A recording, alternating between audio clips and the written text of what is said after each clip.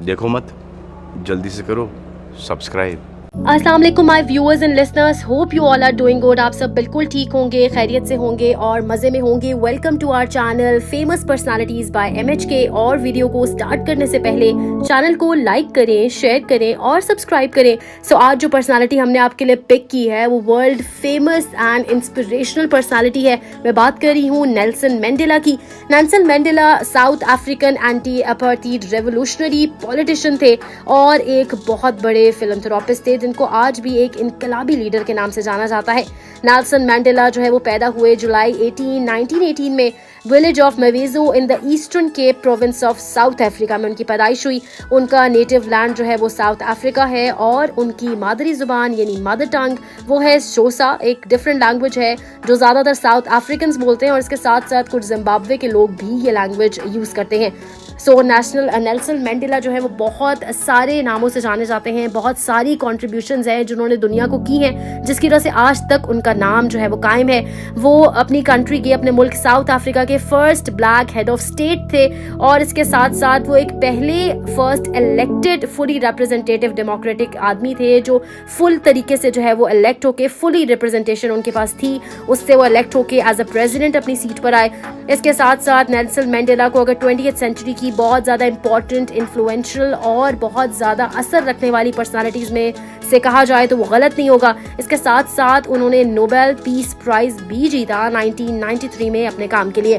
वो जाने जाते थे जो south African anti apartheid revolutionary movement थी, उसके लिए वो क्या मूवमेंट थी उसके बारे में आगे चल के बात करते हैं। अगर हम बात करें उनकी अर्ली एजुकेशन की तो उन्होंने अपनी एजुकेशन हासिल की लोकल मेथोडिस्ट स्कूल से एट द एज ऑफ 7। उसके बाद उन्होंने बोर्डिंग स्कूल टाउन ऑफ क्लार्कबरी में अटेंड किया, फिर उन्होंने बोर्डिंग स्कूल अटेंड किया हेल्थ टाउन में। नेल्सन मंडेला जो है वो जाने जाते हैं, सबसे ज्यादा जो उन्हें जाना जाता है स्पेशली साउथ अफ्रीका के अंदर, दुनिया में तो उनका नाम है ही, पर साउथ अफ्रीकन्स उनको एंटी अपार्थाइड मूवमेंट की वजह से जानते हैं और आज भी उनकी स्ट्रगल्स को प्रेस करते हैं। और उन्होंने south African first black president के तौर पर 1994 से 1999 तक सर्व किया और उनको एक सिंबल माना जाता था होप का, यानी उम्मीद का, रिकंसाइलिएशन का। और उनकी वो जो लेगेसी है वो आज तक है, आज तक उनका नाम ही लेना होता है सिर्फ, और लोगों को उनकी वो सब चीज़ें जिन लोगों ने उनके बारे में जो पढ़ा है वो सब चीज़ें लोगों को इंस्पायर करती हैं। और आज भी लोग जो है वो उनको याद करते हैं क्योंकि उन्होंने एक लाइफ लॉन्ग कमिटमेंट थी उनकी, और उस कमिटमेंट को अचीव करने के लिए, उस पर पूरा उतरने के लिए उन्होंने बहुत ज़्यादा फाइट की, बहुत स्ट्रगल किया।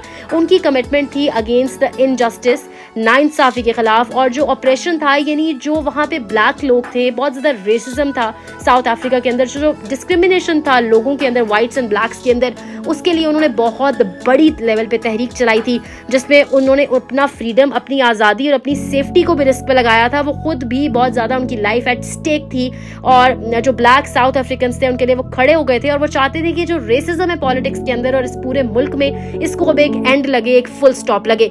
मंडेला की जो लीडरशिप है और जो उनके सैक्रिफाइस है वो आज तक लोगों को इंस्पायर करता है, जिसकी वजह से साउथ अफ्रीका के अंदर एक बहुत बड़ा चेंज आया और वो अपनी स्ट्रगल में, अपनी जद्दोजहद में कामयाब हुए। अगर हम बात करेंगे एंटी अपार्थाइड मूवमेंट क्या है, तो एंटी अपार्थाइड मूवमेंट एक ऐसी पॉलिटिकल और सोशल मूवमेंट थी जिसका मकसद ही डिस्क्रिमिनेशन को, यानी जो फ़र्क है काले और गोरे में, black and white south African में, उसको ख़त्म किया जाए।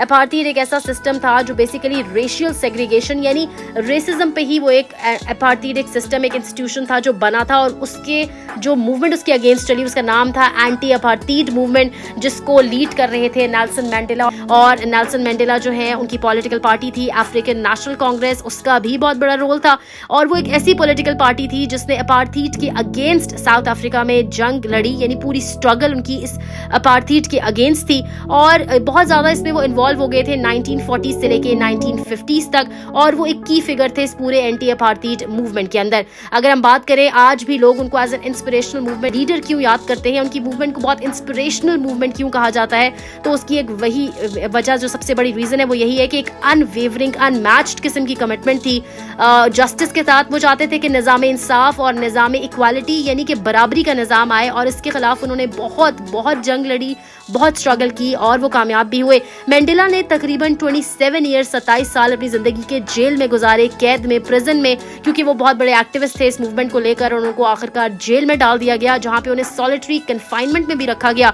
और यही कुछ चीजें हैं जिसकी वजह से मंडेला की लीडरशिप को आज तक एज एन एग्जाम्पल, लोगों को एग्जाम्पल के तौर पर सिखाया जाता है, और हर कोई अपने मुल्क में लीडर को बिल्कुल नेल्सन मंडेला से ही रिलेट करता है। सो नेल्सन मंडेला जो है वो एक इंस्पिरेशनल फिगर है, नो डाउट। उनकी जो कमिटमेंट थी वो नो डाउट बहुत अनमैच थी।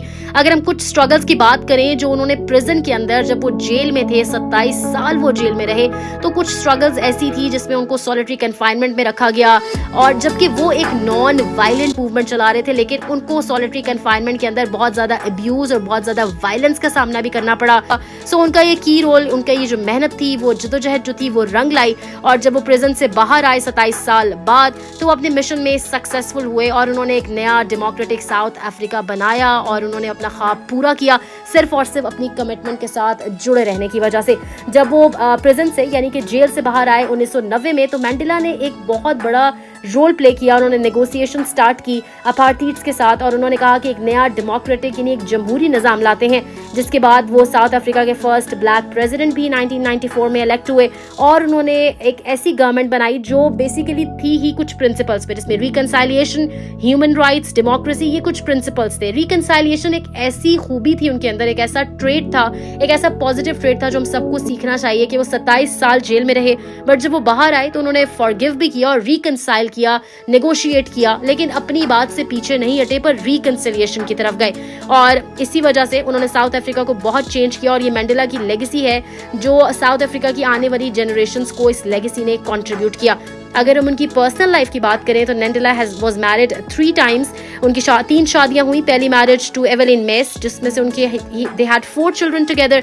सेकंड मैरिज जो है वो उनकी हुई विनी मेडिकेजेला मंडेला से, जिससे उनके 2 बच्चे हैं। और थर्ड मैरिज उनकी हुई मंडेला और वाइनी ने तीसरी शादी की। सो अगर हम उनके कुछ फेमस कोट्स की बात करें, जो थ्रू आउट उनकी स्ट्रगल के कुछ फेमस कोट्स हैं, उसमें से एक कोट मेरा मोस्ट फेवरेट है, education is the most powerful weapon which you can use to change the world.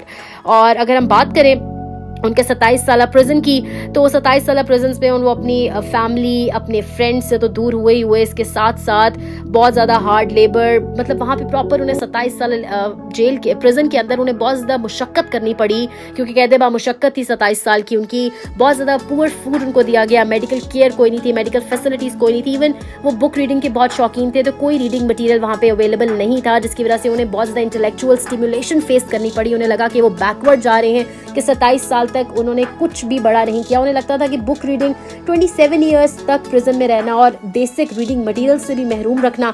So solitary confinement में उनको रखकर बहुत कोशिश की गई कि उनको कॉम्प्रोमाइज़ किया जाए उनके स्टैंड्स को, बट उन्होंने कॉम्प्रोमाइज़ नहीं किया। और मंडेला की लीडरशिप ही है जिसने एक एग्जाम्पल भी सेट की लोगों के लिए। और हर मुल्क में जब भी कोई तहरीक चलती है तो मंडेला की मूवमेंट से, जो एंटी अपार्थाइड मूवमेंट थी, उससे इंस्पिरेशन भी ली जाती है। अगर हम उनके लाइफस्टाइल की बात करें तो बहुत ही सिंपल और हम्बल लाइफस्टाइल था नेल्सन मंडेला का, और कोई भी लग्जरी या वेल्थ नहीं थी उसमें। और वो इसीलिए वर्ल्ड फेमस लीडर तो है ही है, लेकिन वर्ल्ड फेमस लीडर बनने के बाद भी उन्होंने इसी लाइफस्टाइल को कंटिन्यू किया और सस्टेन किया। और वो बेसिकली जाने ही इस वजह से जाते थे कि वो बहुत सिंपल लिविंग स्टाइल के साथ रहते हैं, लाइफ स्टाइल में रहते हैं, और लोगों के लिए स्ट्रगल करते हैं, लोगों के राइट्स के लिए, ह्यूमैनिटी के लिए, सोशल जस्टिस के लिए, डेमोक्रेसी के लिए, ह्यूमन राइट्स के लिए उनके बहुत ज़्यादा स्ट्रॉन्ग स्टैंड्स थे, और वो खड़े होते थे उसके लिए। कुछ उनकी हॉबीज़ थी जिसमें हिस्ट्री पढ़ना, लिटरेचर पढ़ना, फिलॉसफी पढ़ना। तभी तो एक बहुत बड़े पॉलिटिशियन थे वो, क्योंकि वो हर चीज़ का एक मिक्स एंड मैच होकर एक पूरा पैकेज थे। सो अगली बार एक और किसी बहुत अच्छी पर्सनालिटी के रिव्यू तक के लिए अपना ख्याल रखें, तब मिलेंगे। चैनल को लाइक करें, शेयर करें और सब्सक्राइब करें। नेक्स्ट वीडियो तक के लिए गुड बाय।